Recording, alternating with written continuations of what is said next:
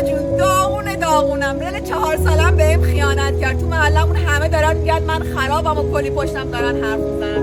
پشتم خالیه، کلی استرس میکشم، قلبم درد میگیره، اعصابم همش خورده و دارم داغون میشم تو سن کم.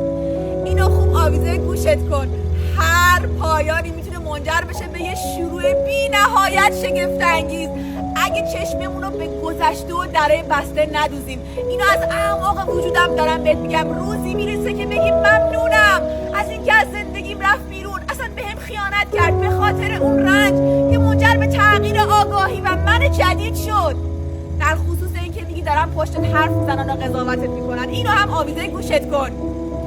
اگر تمام مردم شهر و محلتون جمع بشن و تو رو قضاوت بکنن، اگر تو اجازه ندی نمیتونن تأثیری بر آینده تو بذارن. انرژی الهی درون توه.